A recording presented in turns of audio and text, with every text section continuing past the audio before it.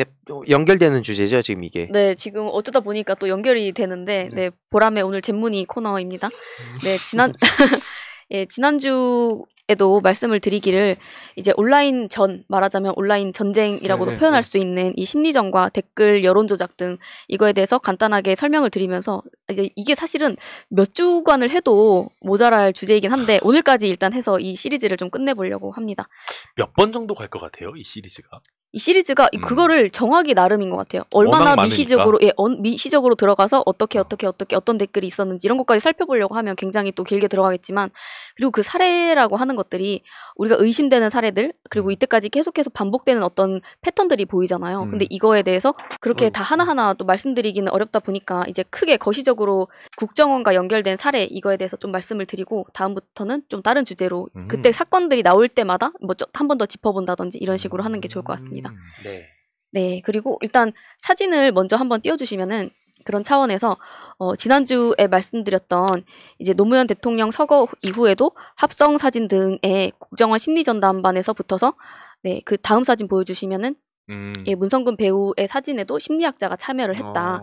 네, 이런 내용들을 말씀을 드렸고 여기에 대해서 뭐 이 정부 조직뿐만이 아니라 이제 일베를 어떻게 동원하는지도 간단하게만 지난주에 설명을 드렸었는데 네, 다음 사진 보여주시면은 이 뭐 돈으로 하기도 하고 국정원 절대반지를 이용을 해서 사람들을 움직이고 일베를 움직이고 그 일베가 댓글을 적거나 게시물을 올리거나 이런 방식을 사용을 했다 말씀을 드리는 거고 이제 국정원에서 활동을 했다는 게 이 팀이 있다는 게 발견이 됐거든요. 지금 그 당시에 이제 뭐 원세훈 국정원장을 필두로 해서 그 밑에 있는 뭐 차장 그리고 심리전 단장이 있고 사이버 외곽팀이 있었어요. 사이버 외곽팀이 이제 사실은 이 수를 특정을 할 수는 없습니다. 근데 이제 기사에 나온 걸로 봤을 때는 사이버 외곽팀이 있고 이 팀에서 맡은 게 각각 커뮤니티를 또 맡아요. 그리고 뭐 연령별 20대, 뭐 30대 이런 식으로 또 더 세분화가 돼 있고 거기에 대해서 어떻게 할지를 기조를 정하고 들어가게 되는 겁니다. 여기도 보시면은 다음에 당시에 아고라, 다음 네이버, 야후, 네이트, 트위터 이런 사이트들이 있는 거죠. 좀 국력 낭비네요. 네, 실제로 뭐 오늘의 유머 커뮤니티 뭐 다른 여러 가지 커뮤니티들이 굉장히 많이 있는데 그 다음 사진 보여주시면은 원래 오늘의 유머 같은 경우에는 좀 진보 커뮤니티로 분류되는 커뮤니티잖아요. 근데 이런 적이었죠 원래. 네, 근데 지금 이런 곳에도 다 이제 어떤 특정한 아이디로 이런 작업들을 해왔었다. 지금 얘기가 나오고 있는 부분입니다. 요즘엔 진보적이지 않아요? 오늘의 유머가? 그러니까 사이트가 한번 폭파돼서 사실상 망하다시피 됐다가 요즘 복구를 했는데 예전만 못하죠. 조회수도 그렇고. 달라요. 예. 그렇구나. 이제 많은 분들이 좀 기억을 하고 계실 텐데 2012년도에 있었던 국정원 직원 대선 개입 의혹입니다. 이 사건에 대한 일지이고요.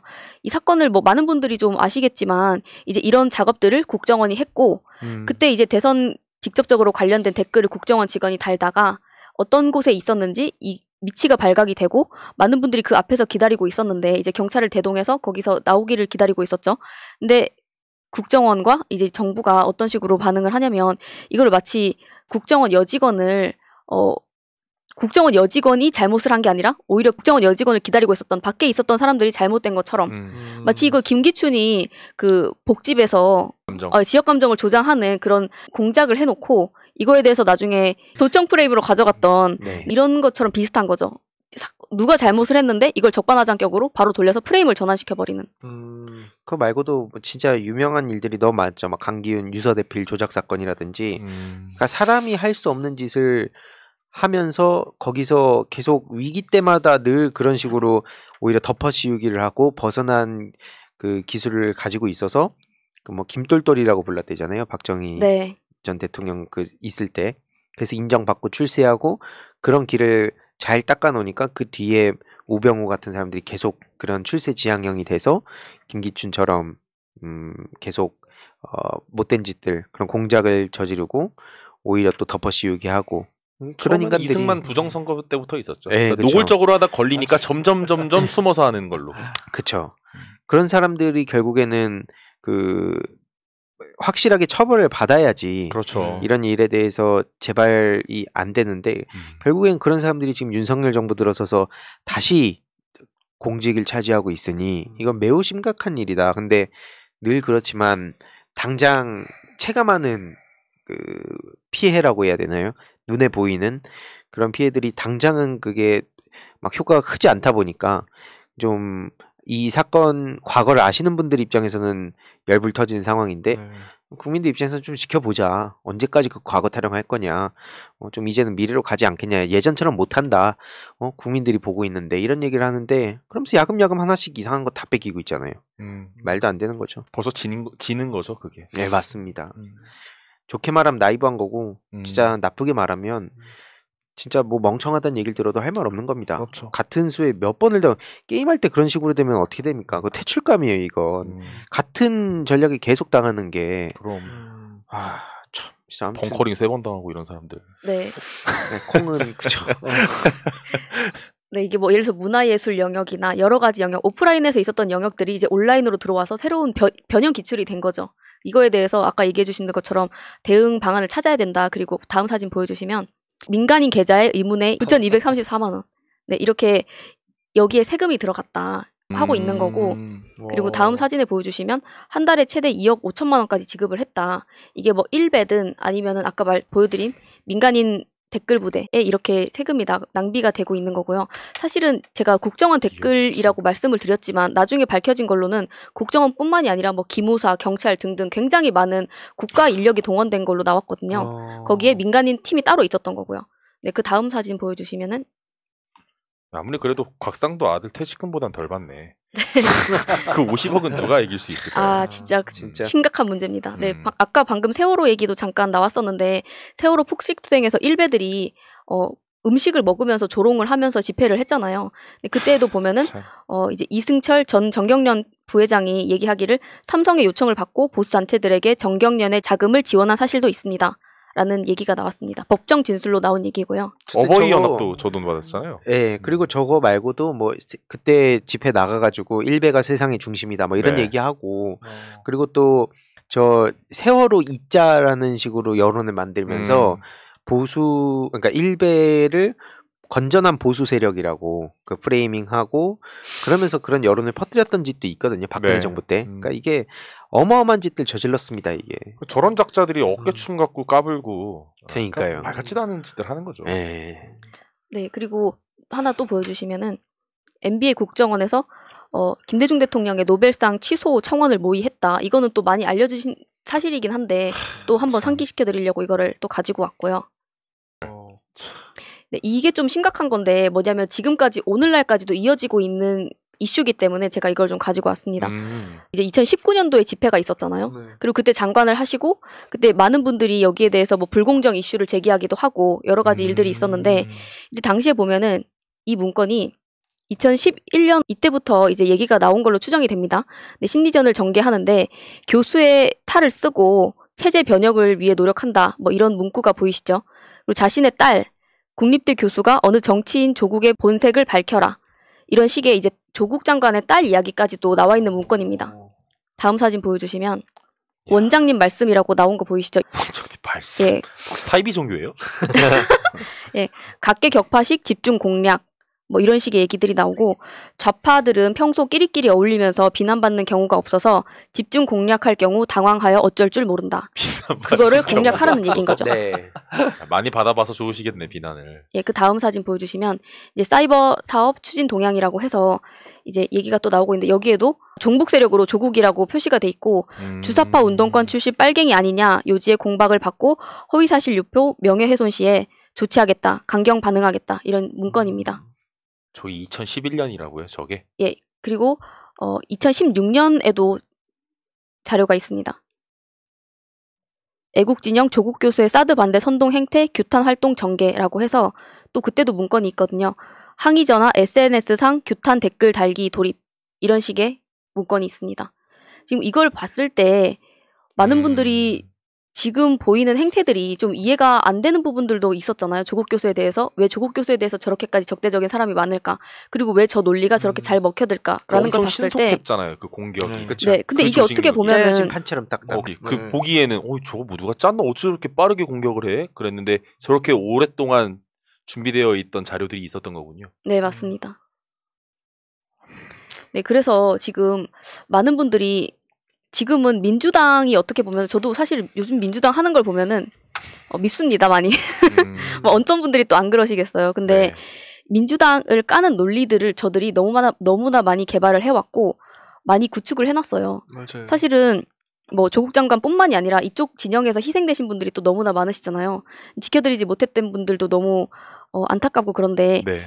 민주당을 위해서 민주당이 예쁘니까 표를 주자라는 게 아니라 지선에서는 조금이나마 윤석열이 지금 만약에 지선까지도 확 다 먹어버리고 나면 내가 마음대로 해도 되겠구나라는 핑계거리가 생기게 되는 거잖아요. 또 그런 걸 막기 위해서 그리고 이쪽 진영에서 힘써주시는 분들 당 내에서도 실제로는 뭐 최강욱 의원을 비롯해서 많은 개혁파 의원들이 또 계신데 이제 그런 분들의 힘을 조금이나마 더 실어드리기 위해서라도 이재명 고문을 위해서라도 지선을 참여를 해서 표를 행사하는 게 좋겠다라는 생각입니다.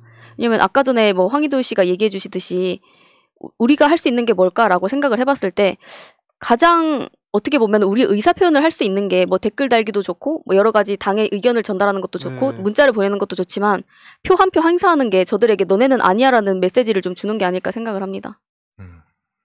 그 저는 그 지난 문재인 정부 기간 동안에 들었던 비난들 그걸 쫙 정리를 원래 해뒀는데 꼭 제가 해둔 게 아니더라도 그 우리 이걸 보시는 분들도 각자 그 찾아서 아카이빙 해두고 그걸 그러니까 모으는 게 되게 중요할 것 같아요. 왜냐면 예를 들어서 대깨문이라는 얘기를 많이 들었죠. 뭐 그것도 아까 노무현 대통령이 얘기하면서 그 말이 나오게 된 탄생 배경을 얘긴 했지만 마찬가지 논리대로 보면 대깨준이라는 그 지적을 할 수가 있죠. 이준석 대표의 말도 안 되는 선동에 대해서 다 맞다 그러고 혹은 잘못된 게 있으면 흑역사가 생기면 그냥 모른 척하고 넘어가고 똑같이 돌려줄 수 있고 또 뭐 조국의 강 타령하는 사람들이 있는데 박근혜 강도 다시 돌아왔죠. 그러니까 못 넘고 그 이번 대선 과정에서 그리고 뭐 내로남불 얘기 지금 계속 터지고 있고 그다음에 뭐 무능하다 이것도 지금 윤석열 정부 시작부터 지금 삐그덕대고 헛발질만 하고 있죠. 뭐 위선 프레임 앞에서 뭐 이대남이다 뭐 혹은 뭐 여기저기 다 챙기는 것처럼 하더니 결국에는 뭐 소상공인들 챙긴다 그러고 앞에서는 결국에 저런 쇼는 다 하고 문재인 정부 반대만 하다가 지금 또 계속 사고만 치고 뒤통수 치고 있죠. 네. 뭐 이런 내용들 뭐 친중 얘기하고 있는데 물론 지금 뭐 IPF라든지 이런 여러 가지 윤석열 정부의 무리수들 때문에 우려의 목소리가 나오는 것도 사실이지만 어쨌든 지금 그 대중 의존도 그러니까 중국의 의존도가 많이 높은 상황에서 특히 기업이 난감해질 수밖에 없잖아요. 윤석열 정부가 막 나가면. 그러니까 그런 여러 가지 요소들을 고려할 수밖에 없는 게 현실인데 그러면 본인들이 이제 어떻게 하는가? 이거를 그 매번 그 사람들의 말에 휩쓸려가는 게 저는 좀 싫어요. 네. 그 사람들이 얘기하는 논리들이 있어요 또. 거기에 딸려가다 보면 이건 그럴듯하네? 뭐 오케이 너 말 알겠고 우리 한번 그럼 진짜 타협을 한번 해보자 라고 얘기하는 그 정치인이나 혹은 그 지망생들을 제가 싫어하는 이유가 상대방이 대화할 준비가 돼 있고 진짜 미래로 나간다 그러면 뭐 과거사 문제 해결하고 그러면은 전 충분히 저도 지금처럼 강하게 비판 안 할 텐데 5년 내내 비난만 해온 사람들 발목 잡기만 해왔는데 그쵸. 지금 이준석 대표 뭐 발목 잡기 하지 마라 이런 식으로 얘기하잖아요. 네. 이게 정상입니까 이게? 그러니까 저는 이런 내용들을 우리 지지자들이 잘 모아서 앞으로의 윤석열 정부에 한번 그대로 대입해보자. 그들이 요구했던 공정, 잣대, 그들이 말했던 상식, 정의 한번 그대로 5년간 보여주자. 뭐 이런 얘기하면 또 과거로 간다는 얘기하는 사람도 있지만 그러든 말든 저는 그냥 제 얘기하려고 합니다. 네. 동의합니다. 동의하는 바입니다.